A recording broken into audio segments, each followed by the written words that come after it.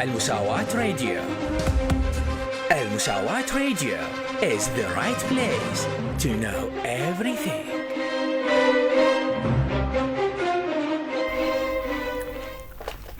Welcome to all of you dear listeners. This is the weekly news coverage coming your way with this week from Al-Musawat radio station.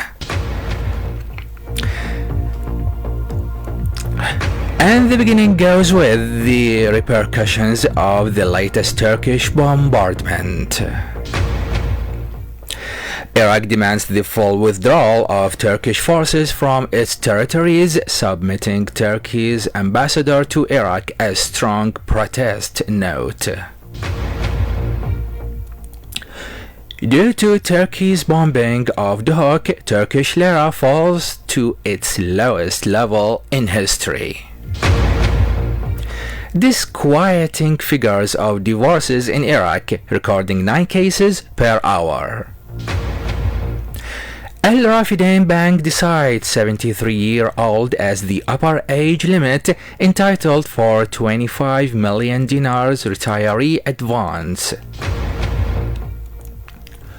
Due to the tragic situation of marshes inhabiting southern Iraq, a Mason member of parliament demands United Nations Assistance Mission for Iraq UNAMI to put pressure on the Turkish government to increase water releases to Iraq.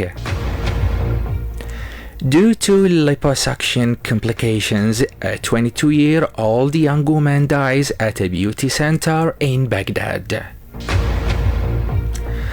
Iraqi Meteorological Organization and Seismology states whether to see rising temperatures, warning of exposure to direct sunlight.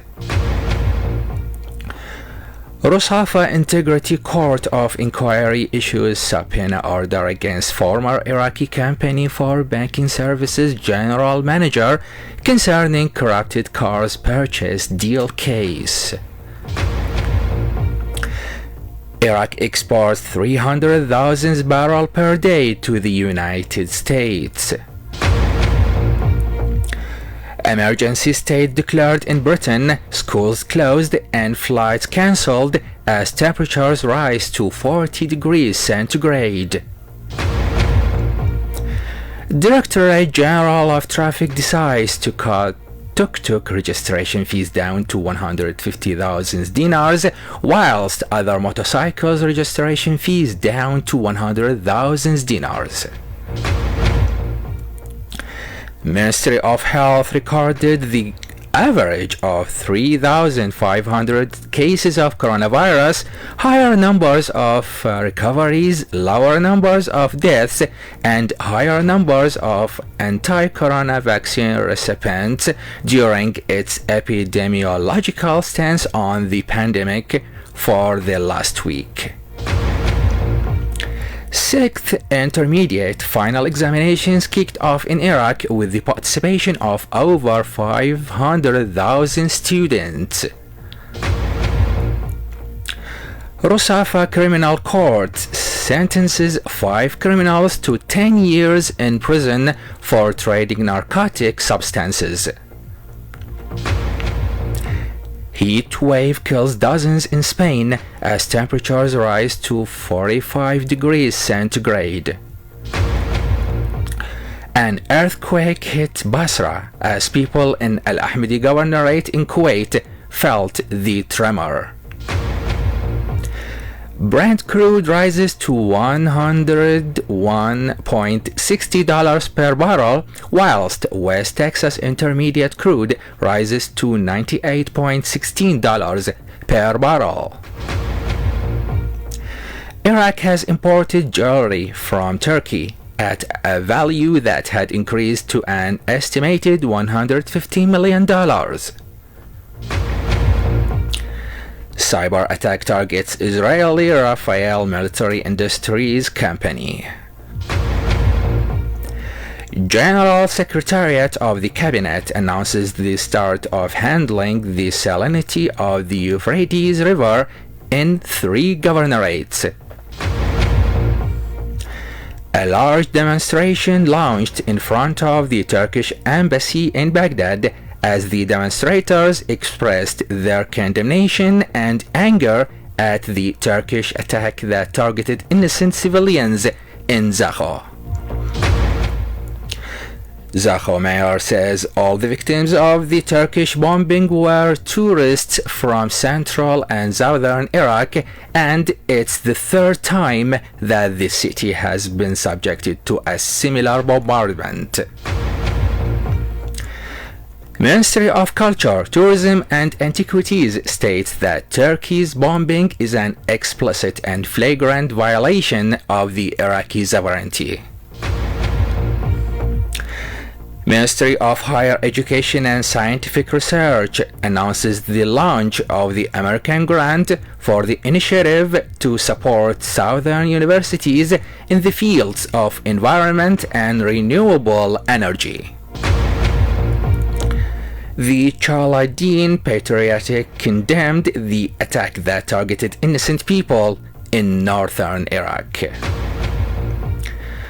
Ministry of Planning expects the poverty rate in Iraq range from 20 to 23%, setting a date for conducting the economic survey.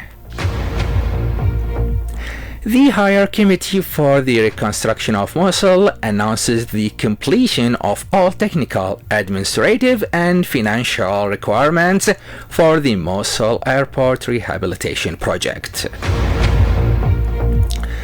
Iraqi Meteorological Organization and Seismology states that an earthquake hit Kalar in Al-Sulaimaniya province.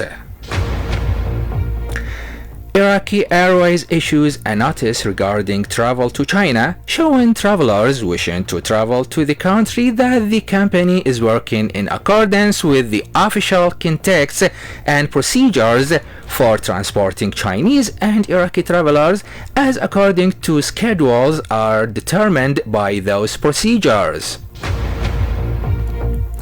The Association of Travel and Tourism Agents in Iraq reveals that the Iraqi visa is now available for 37 countries, including Arab Gulf and the European Union.